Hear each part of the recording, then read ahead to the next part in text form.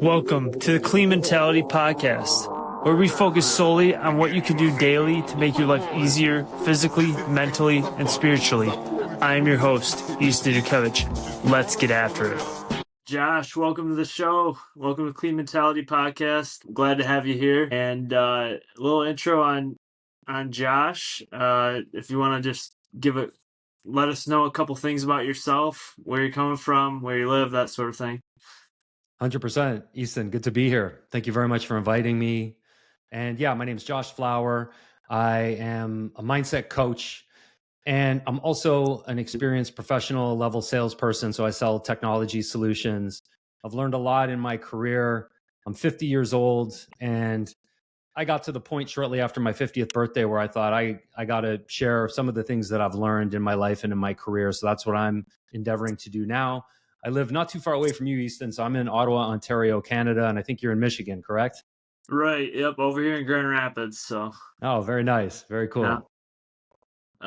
Yeah, Josh. So I noticed that you and I are both people that are getting up pretty early in the morning. Sticking to daily routines and breaking the vices that we do have in our lives consistently.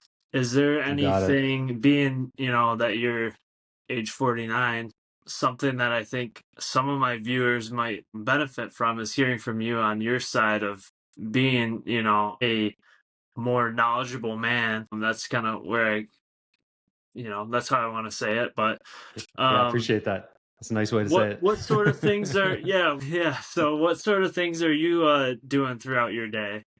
Just to start off. Yeah, that's great. And I'll just correct you quickly. So I'm actually 50. So I turned 50 last year. I'm coming up on 51, believe it or not. I've also been married for 25 years, and I've got two kids, age almost 18 and almost 22. So just for perspective for your audience, yeah, I'm an experienced guy for sure. And what I can say to everyone is that, believe me when I say this, I have tried to scratch all the itches and chase down all the pleasures that I thought, would really satisfy me in my life.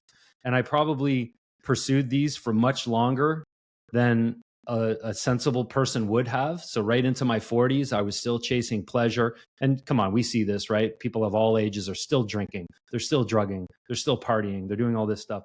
So I kept trying to do that. And I realized that the pathway is to do the things that build us, not chase the pleasures.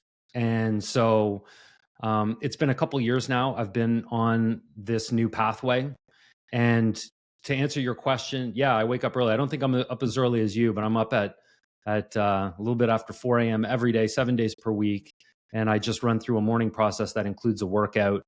And what I can say is that has really saved my life in many ways. I'm sure you feel the same way. I do, yeah.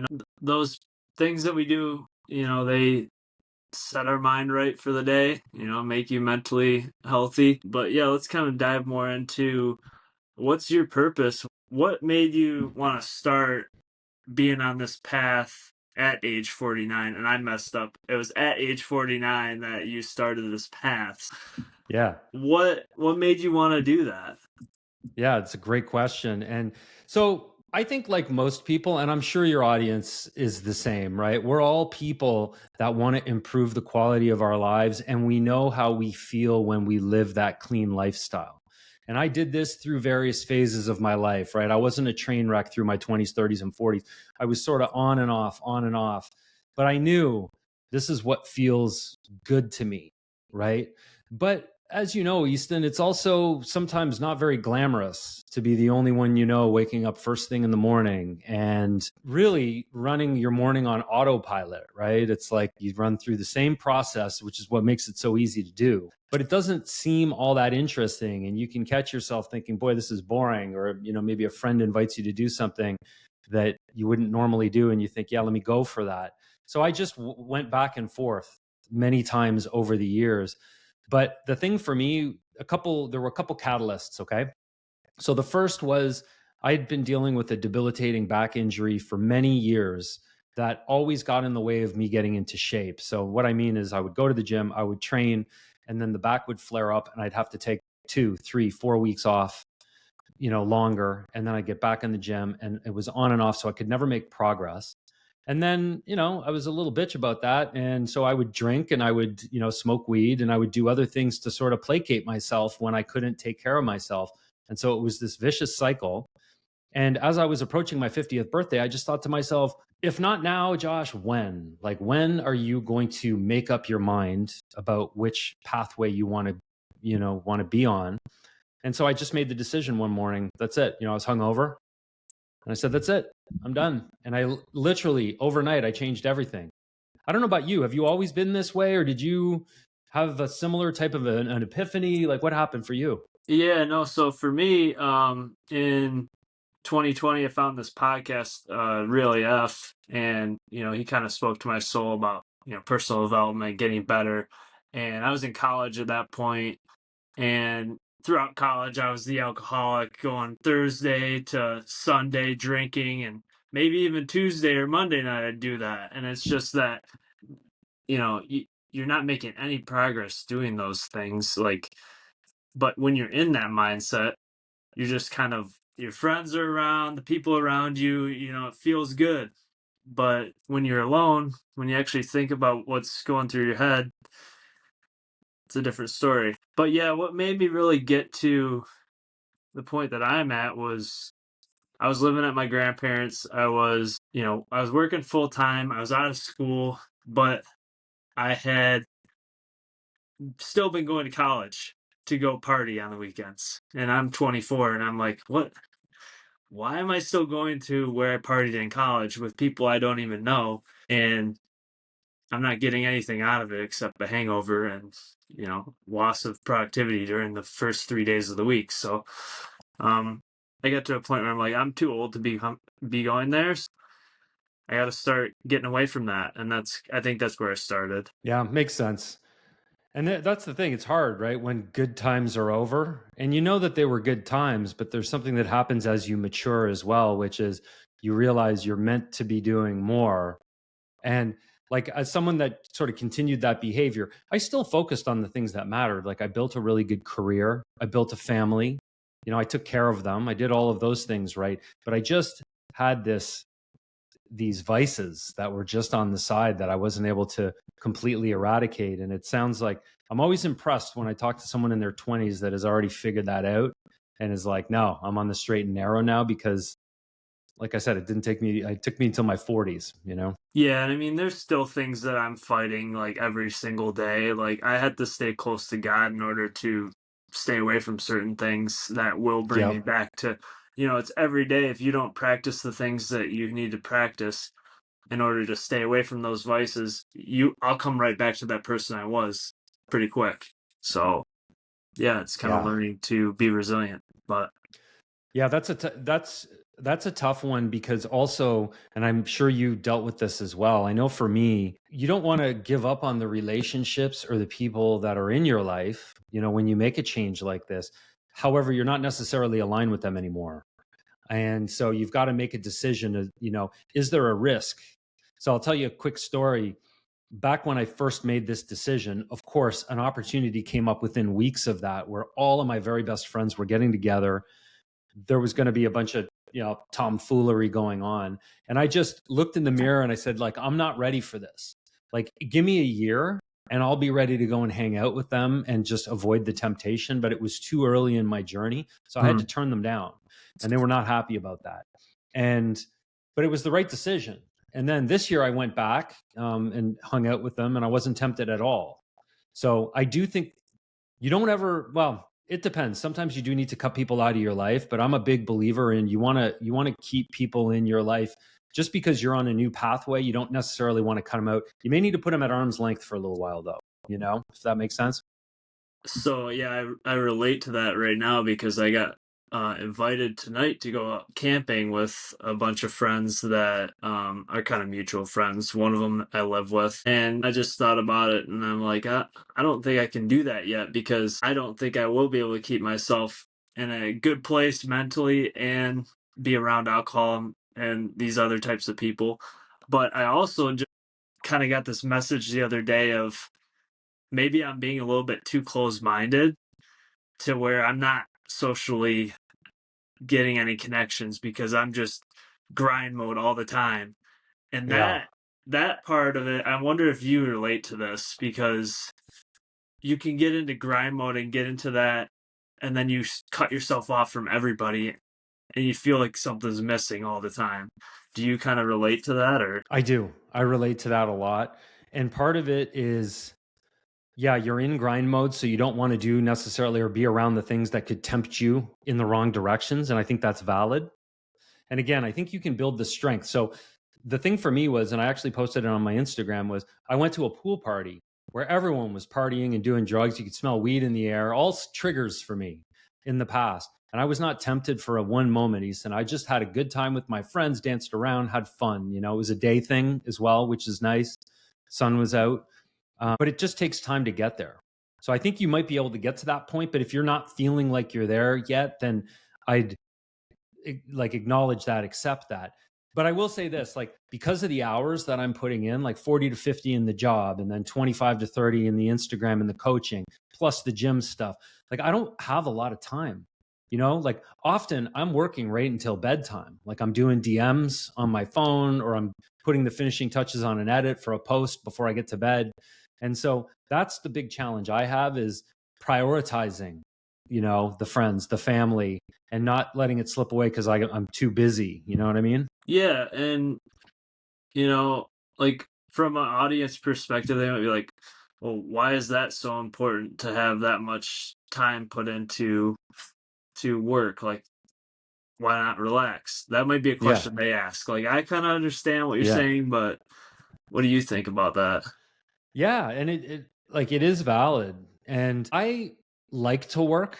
So one of the themes of my coaching practice is the idea that you need to reframe the concept of work, because I think in Western society, civilization, we've decided that work is that thing you have to do to pay the bills. And then once the work is done, then you can really start living. And I think we need to embrace the idea that work is our biological birthright.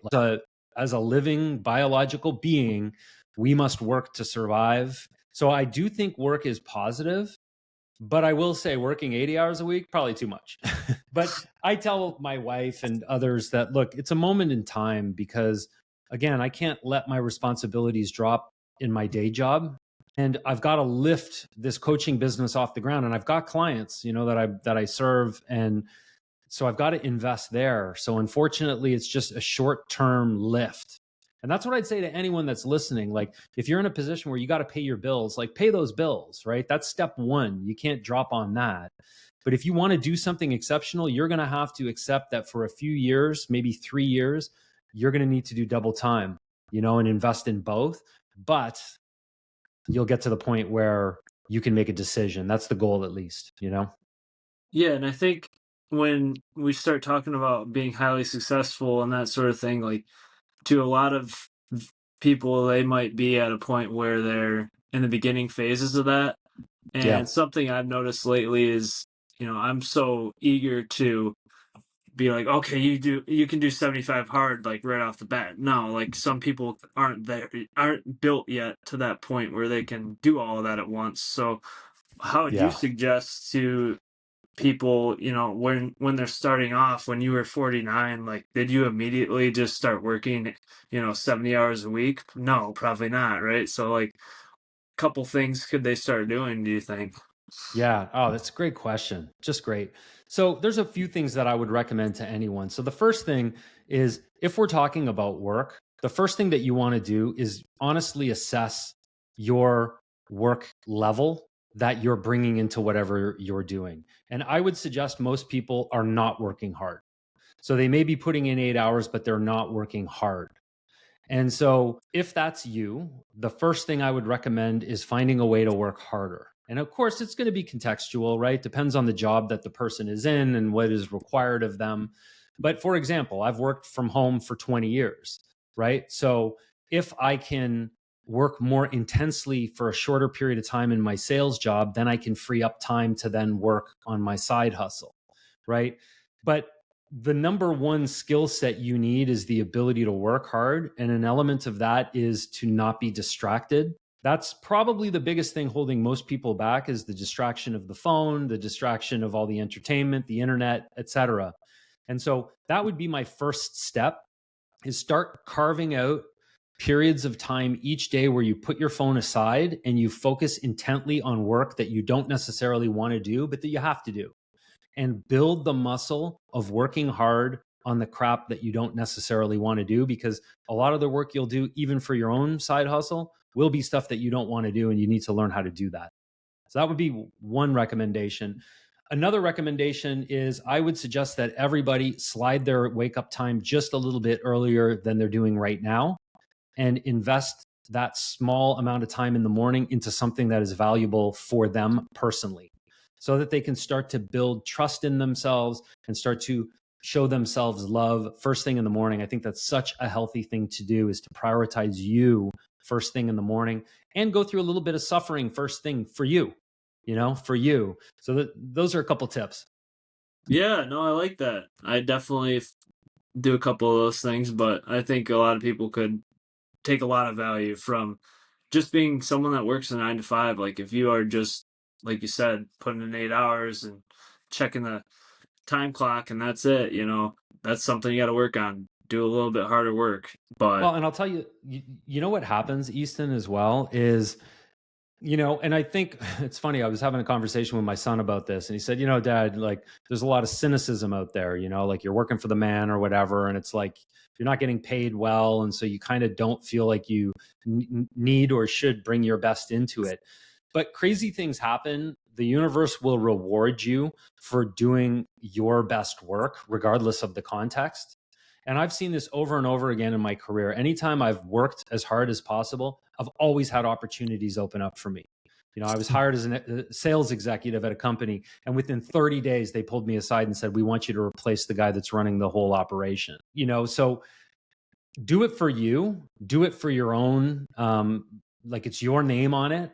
So bring your best work. At the very least, you'll come out of that job, even if no one else recognizes the great effort you put into it, you will have raised your own baseline higher, your own capacity higher. That is a massive reward for yourself. yeah, no, I'm with you. But one of my thoughts too is when you got into that place of, you know, you got promoted into the next position, like what was the next move there? Because like I know some people can get stuck in the spot of, ooh, I got this nice job now, like I don't have to do as much, or Yeah. I can slack now, or I can take it easy and let someone else do it below me. Yeah, and it happens. You see it, you see it. But again, if we reframe the concept of work, and I think that's the whole thing, is like, and let's be honest, the desire for comfort is real. The desire for rest and relaxation is real, because struggle is uncomfortable, right? But that's part of why I'm a mindset coach and not just like a health and fitness guy, is because you have to change the way you think about that. You have to embrace the concept of struggle. You have to realize that if you're someone that loves work and you're competing against people that actually feel the opposite about work, you are going to win.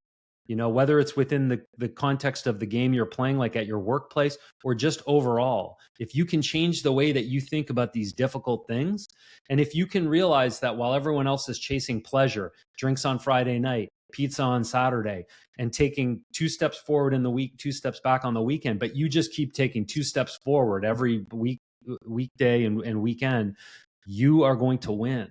I'm telling you, there's a lot of landmines that are catching a lot of people, and the rest, those of us that can stay focused on the prize, it's never been easier. It's like I think Dana White says it: if you're just a little bit of a savage right now, you run everybody over.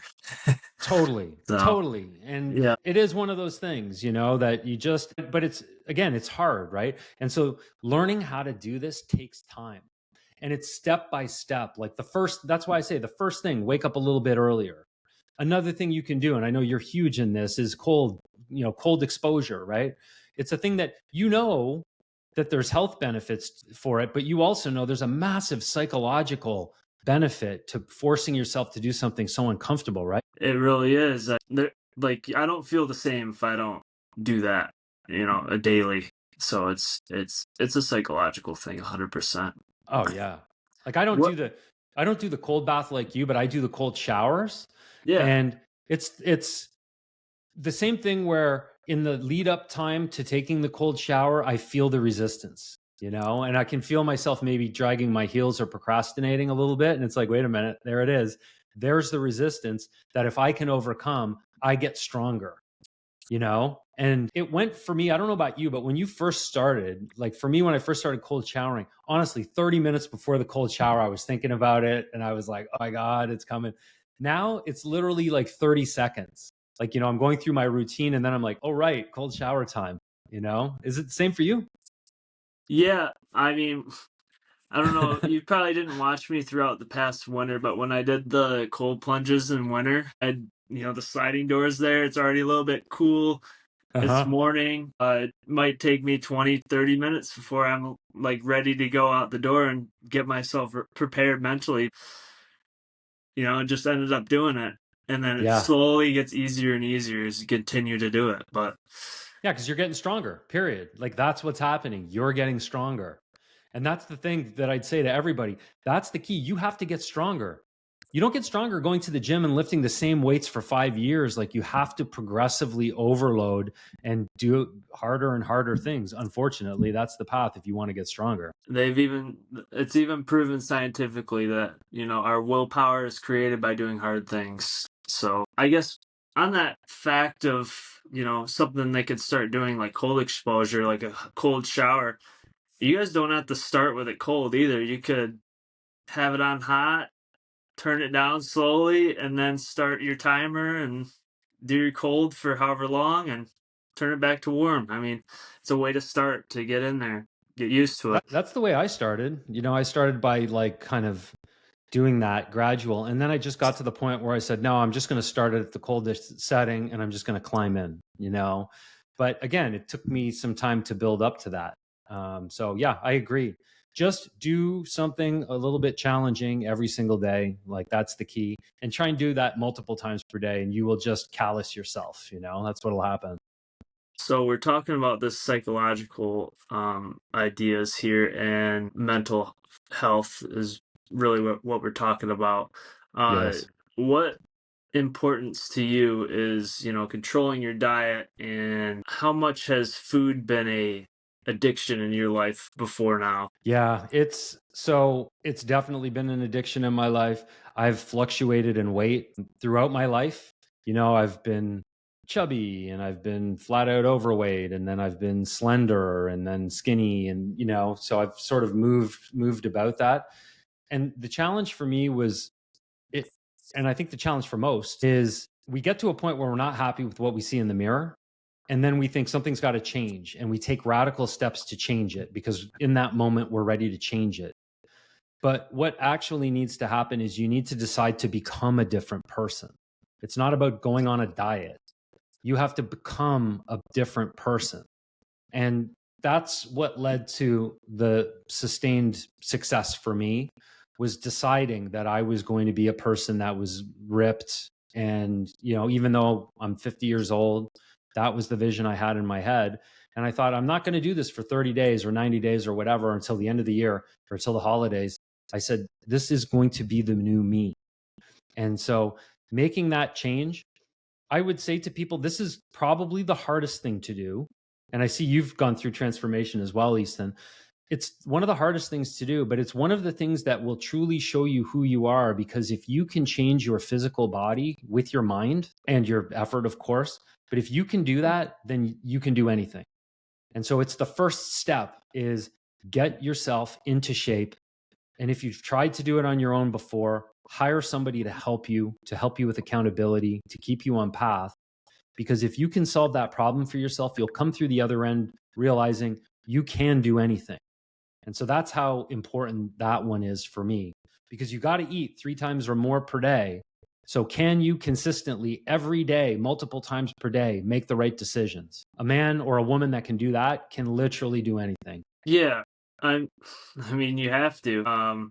You have to like. I guess where I'm going with it is, some people also have to be at their lowest or come to a point where they are just fed up with themselves before they're ready to make that change and decide that I'm going to be this person now, like you're saying, Josh. So, Yeah. some people, sadly, and I've been there before, and I'm sure you've been there before, where you're just at your lowest, and then you decide, I'm done with it. Yeah. You decide that. And, one of the things, like, I know it's a hot topic these days, but the diet drugs, the Ozempics and whatnot. And I think they kind of miss the point, right? Because and I think this is a broader thing for people to understand. You think what you want are the outcomes. You think what you want is the six pack or the Lambo or the money, the mansion, the perfect partner or all the sex, like whatever the thing is for you. You think that's what you actually want, but it's not true. What you want is, or maybe it's not what you want, but what you're going to be satisfied with is the person that you become to get those things. So it's not the things themselves. The things are the trophies that you get. And I'm not saying having more money is not better than being poor. I'm not saying that. But it actually doesn't give you the satisfaction that you think you're going to get. What is going to please you is the internal strength and control you have of yourself to decide what you're going to do and then actually do it. That's the thing that is going to bring people satisfaction. So once you can actually put a harness on your diet and decide, like I said at the start of this conversation, my wife made cinnamon buns today, and I just looked at the macros I need to hit for the day, and I said, yes, I can afford to eat one, and that's what I'm going to do. And I can do that. Every single weekend, I'll have a pastry or some chocolate or whatever, and I maintain a ripped physique because I'm in control. That's what people will truly be satisfied with. Yeah, and I think that's a good point, because a lot of people have that thought of, well, I can't get on a diet because then I had to cut this, or a lot of the fad diets will say you can't have any pizza. Like, you can have no a piece of carbs. pizza, or you can't have carbs. Yeah, you need carbs to build muscle, so that's a fad. That's a don't give up carbs. But that's the thing, is like, so Ozempic is like, hey, here's the outcome. You're going to get a leaner body. Hooray. But the thing is, popping a pill and getting a leaner body is not going to bring you satisfaction, meaningful satisfaction. It may bring you fleeting satisfaction. But what is going to give you real satisfaction is changing yourself, growing and becoming a leaner person through your lifestyle. So unfortunately, some people need to hear this. It's got to be the long road. It's got to be the difficult road, unfortunately. There's no other way. I agree with you. And it's too bad that some people can't see that. But, like, I know a person that's using, like, Zepbound, which is the same thing as Ozempic. And, you're taking a shot, but then the facts come out about it that this is really just burning your lean muscle, and you're just getting more fat. So it's a sad thing, but I heard you say it a couple times, so I wanted to just put my 2 cents in there. Yeah. How do you stay on your routine? Like, because I know I've had a bunch of times in the past where I drop back and I'm off for a month, or I'm off for 3 months, or I just can't seem to keep it consistent. I'm interested how you do it. I know I do it through 75 Hard in that program, but I wonder how you handle that. So when you do 75 hard, is that your way to snap yourself back? So once you've laxed a little bit, you go, okay, time for a 75 hard round, and then you're back on? So 75 Hard is like this year-long program. It has 75 Hard is the initial, like, intro, 75 days of these consistent habits, 2 workouts a day, all these different things. Yeah, And I then know the program well. It's Andy Frisella, right? Yeah. So you know about it.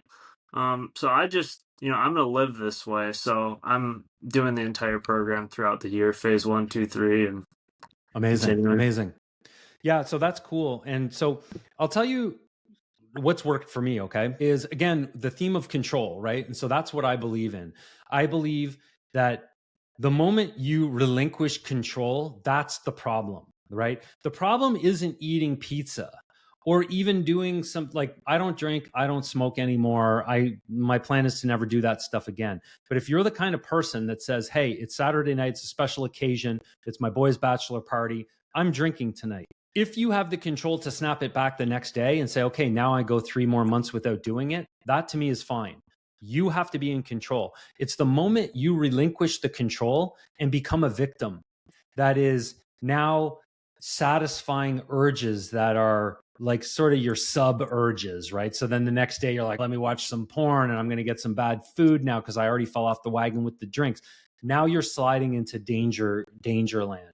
So you just have to maintain the control.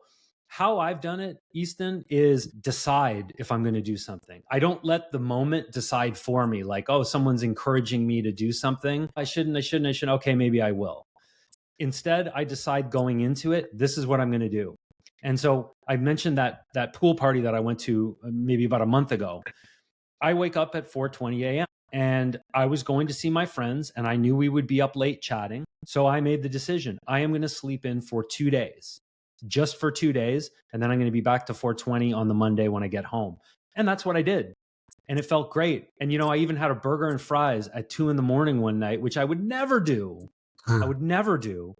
And I felt like shit, okay, just between us. But I did it because I chose to do it. I'm like, this is what's happening and I'm going to do it. So I didn't relinquish the control or the power. That's the key. Once you're strengthening those muscles and you feel like you have control of your life, just don't let it go. Yes, you can relax. Yes, you can go on holiday, or you get sick, you can't train, fine. But get back on it when you say you will. That's the key. Yeah, no, I it goes back to, like, I guess as a man and as a woman too, like, you got to own up to your word. If you're going to say something, you have to do it. Yes. And I myself still struggle with this. Like, sometimes I'll say something I'm going to do to a friend, like with a friend, and then I don't end up going, or I don't end up, it might be I just can't do it because it will sacrifice something else. But on the other hand, like, you have to own up to your word. So that's something I'm working on, something a lot of people can work on. So Yes. And I'm so happy that you brought up that point, because I actually think this is one of the most important things in life if you want to be successful. And it takes time. So everyone, you got to give yourself a break. But when you commit to something, and it could be anything. So one of the commitments I make to myself is I'm going to reach out to 30 people on Instagram every single day with a message just to introduce myself. And there are many times where it's 10:45 and I'm on the couch and I want to go to bed, but I'm at 21 messages and I have to keep going until I get to 30 because I promised that I'm doing it. And this is the cornerstone of becoming the person that can do anything, is if you make a pledge to yourself or to someone else, you follow through at all costs. Again, you can slip and make a mistake, but then your regret mechanism is going to kick you in the butt and say, Easton, you shouldn't have done that. And that's your notification that you screwed up, and then pledge tomorrow to not screw up in that way again. And eventually you'll get there, if you stick to that plan. it's very true. I've been there. I think we've all been there. Oh yeah. I've been there. And part of it, again, like we talk about, right, is like progressive overload, right? So once you have a handle on the amount of work that you're doing or the amount of things that you're doing, of course, you're going to just keep adding more to it, because that's how you ultimately get successful. You have to be able to do more efficiently. But while you're learning the new efficiency, you're going to feel overwhelmed. You're going to feel like there's not enough time. You're going to wonder, why did I promise myself that I was going to do this? That's when you have to double down and commit and stay up late and not get enough sleep, because then you will adapt. You will realize that, oh, tomorrow I better not leave it till 10:30 before I start this. Maybe I'll do 15 of my messages at lunchtime, or maybe at 4 p.m. when I take a break for a cup of coffee or something. So you'll come up with the hacks that will allow you to get better. But generally it's through the suffering that you have to put yourself through, if that makes sense. Oh yeah. So I guess my doesn't really transition well, but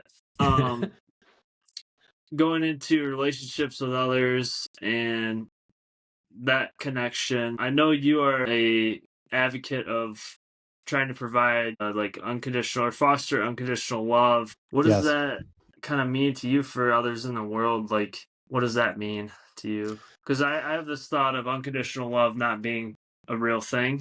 Yeah. So it's kind of controversial. So I wonder what your thoughts are. No, that's good. And I think that you're right. Like, so for example, if you've got a family member that's mistreating you, right? Really mistreating you, there comes a time where you can't allow for mistreatment, right? Which would imply that there is a condition. You can't mistreat me to that degree, or else I will withhold my love, right? And so I do think that there's like boundaries to that.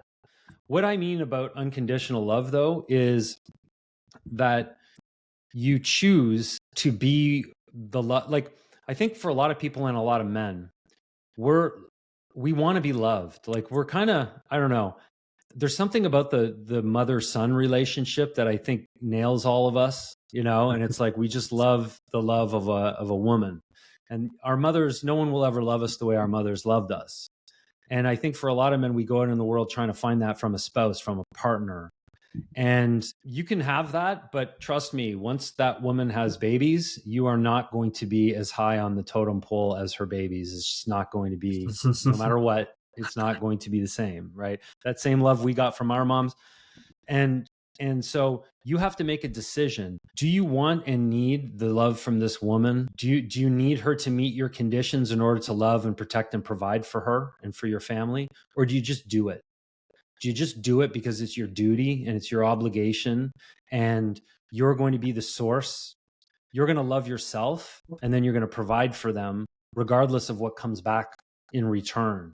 And that's what I mean by that is, if you want to experience love in this world, you have to give it freely to yourself and to others first. You can't expect it to flow to you before you're prepared to invest. It starts with you.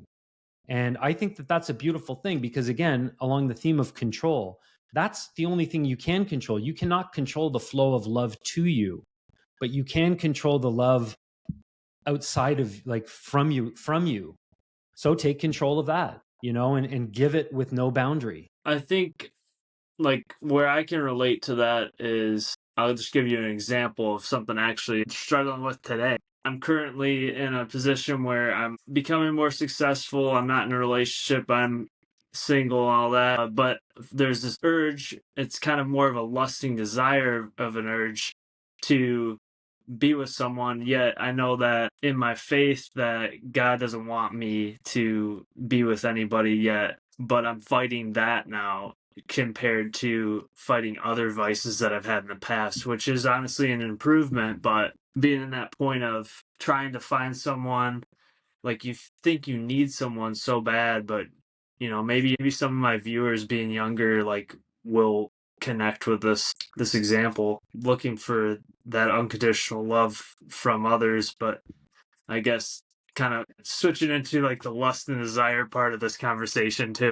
No, and I think you've actually hit on something it's important to mention, because that is something that every young man has to deal with. And often men that move into middle age still have those same sort of urges. But I remember what it was like to be in my teens and my 20s. I think it's one of the things I remember every phase of my life and how I felt.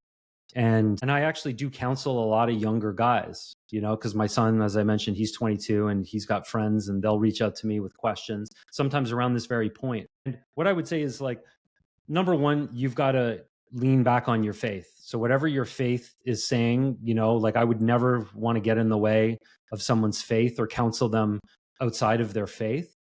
But the other thing I would say is that the world gives us these urges to give us the impetus to get out there and be social and meet people, meet women, right? Like, that's why those urges exist within us. I think for a lot of men, they're blunting those urges with pornography and other things, and it's not doing them any favors, because you need that will, you need that desire to go out there. And I don't know, I'm personally not of the opinion that, I guess, historically religious opinion that somehow, like, sex can only be between a husband and a wife. Like, I don't think that makes sense in the biological sense. So I think that as long as you're being noble, you're being forthright, you're not being lying about your intentions, I think it's fine to go out there and, satiate those urges as required. But again, there's a way to do it nobly without, being a scoundrel about it. Right. No, I hear you. Yeah, I'll have to think more about that one. Yeah, but the other thing is that, so another aspect to this is neediness, right? And so this is the challenge, is, like, there's such an urge, like, and especially if you're a man and you choose to, like, not consume pornography, like, not masturbate all the time, that sort of thing, then you're going to be in a lustful state. Like, that's the way that it's going to be. But you also can't telegraph neediness, because that's actually really a turnoff. Like, women do not like neediness in any way. But again, it's like the theme of control, right? If you can control yourself to not consume pornography and not, be constantly playing with yourself, that's an actual strong man. And if you can channel that energy in a really healthy and positive way, that comes through, and women can sort of sense that off of you, that you're a man that's in control and is sexually powerful, and opportunities will arise. But yeah, you just got to be careful to not telegraph that neediness, either sexually or otherwise, because women do not respond to that. No, I know that for a fact. I made that mistake plenty of times in my earlier Same. 20s. Oh, same. Yeah.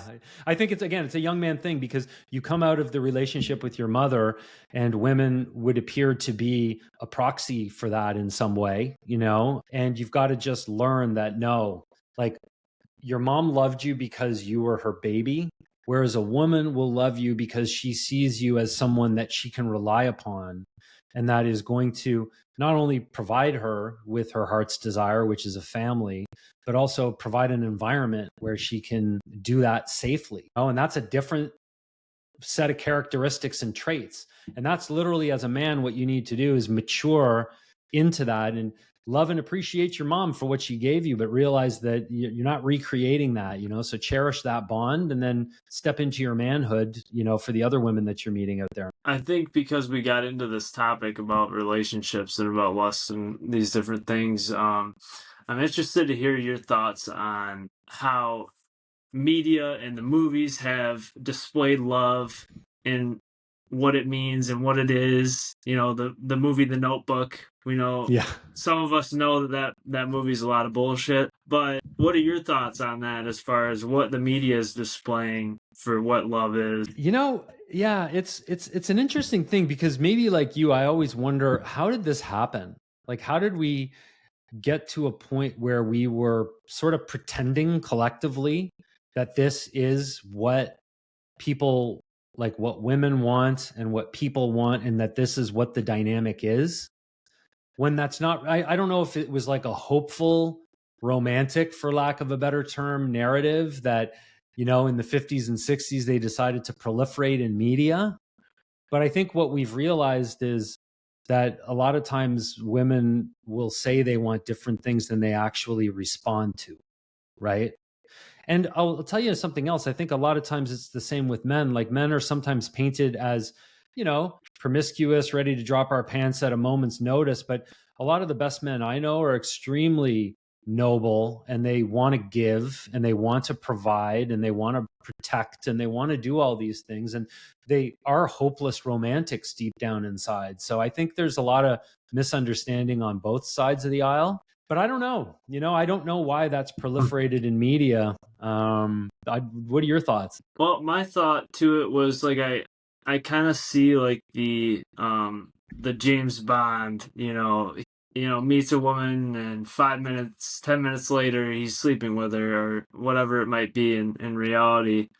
And you see that in like everything. You're with a woman, you sleep with her right away. That's kind of the pattern that I notice.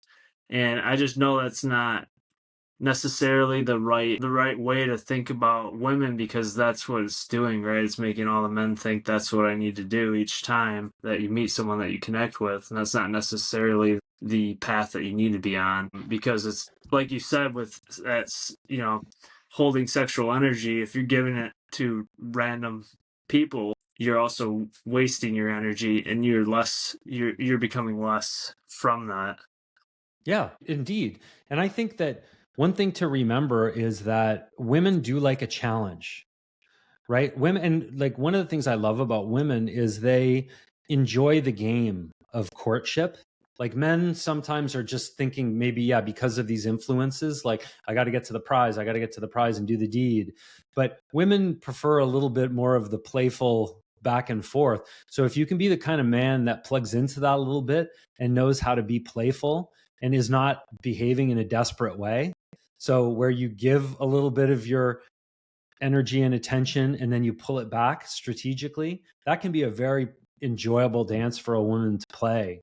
And again, you do that from a good place. Like, you're not trying to play someone or get a result, but just have some fun. True. I had that experience to me a lot when I was younger, where eventually the woman would sort of just jump on you, and be like, all right, like enough kind of thing. And it's like, all right, good. That was fun. Like, we played a little, we danced around a little bit. I remember one of my first girlfriends, that happening. And I just thought to myself, oh yeah, that was kind of fun. Like most of my guys are always trying to be the aggressor. And here I was getting sort of attacked a little bit, and it felt kind of nice. I like it. Yeah, no, I appreciate your thoughts on all of that. So, as I think the last thing we really didn't talk much about is we did talk about your why and why you're, in the space you're at now, why you changed at 49. Mm-hmm. But purpose wise, what is your like primary purpose in life? I know for me, my primary purpose is to help others become their best and help them live better body, mind, soul, and relationships to get better in those areas. And then by doing that, by leading by example. So what is that for you? What is your purpose? Yeah, I love that. I love that, Easton. And so I would actually suggest that you have actually a primary purpose, and that you just described is your secondary purpose. And maybe I'm crazy, you tell me what you think, but I think all people have the same primary purpose, and that is to show themselves love and build themselves into the very best version of themselves. I think that is the primary purpose. So you're born, you are given this small allocation of universal energy, which is you, and it's your job to cultivate that as best as possible. When you get to the point that you have done that effectively enough, you now become someone that can serve others. So you give yourself enough love. You build yourself into the type of man or woman that you're proud of, truly proud of, where you look in the mirror and you feel so damn proud that you just think, I have to tell other people. I have to show other people. I need to get out there and help other people feel the way that I feel right now. That is when your secondary purpose will reveal itself. And I would suggest you're already ahead of the game because you've realized that the secondary purpose is helping. And it could be helping people. It could be helping a cause. Maybe you're an environmentalist or you're into animals like me or something else. But it's helping in some way. But that only happens once we've helped ourselves and we've taken care of ourselves and we've solved our own issues, because we're all strapped with these problems and issues. We all have a different slate of challenges, right? And it's like we got to overcome those before we can really be a good servant.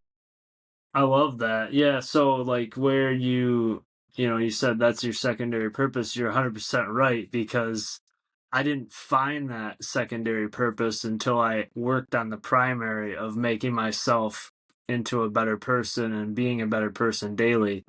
So I'm totally with you on that. Yeah, and like if you think about society, an analogy I like to use is society, picture like a great big long chain, right? And each of us is a link on that chain. Like we need to make sure we're the strongest link possible, that we're not the one that breaks, right? We're not the one that becomes that person that's a drag on the whole chain, or worse, damages the chain, right? The people that are out here hurting other people. So first strengthen our little link and then think, how can we help others? And you're right. Like, I've seen your transformation. I see the things that you do. There's no way that after doing those things, you're not filled with more love in your heart, right? And then eventually that just spills out. You're like, how can I help other people with this? That's a beautiful thing when that happens, And a good example that I have in my own life is whenever I go home to my parents' house now, right? So the last time I went home, just being around them, they've seen what I'm doing on social media and whatnot. But I got four people who do ice baths in the tub at home, and Love it. people start reading 10 pages of their books. It's just like that sort of it outpours in a way you don't expect when you're just around your family or around people that care about you or notice you. It's crazy the things that will come out of it when you just start putting in the work and work towards your primary purpose. But Well, and I'll tell you something, like I have a similar story to that, but there's another wrinkle that you and I both understand, right? And that is, so you work on yourself, you get to the point of pride, then you share it, right? Which is also a scary thing for many people to even imagine is I see you're consistent. You post online every day the things that you're doing, and you do it. I know you do it even when you're not in the mood to do it, because you have a responsibility to the people that are watching, and it helps you hold yourself accountable as well. And that's a beautiful thing, to do that. And the thing that's most satisfying to me is getting my first customers. Of course, that was really exciting.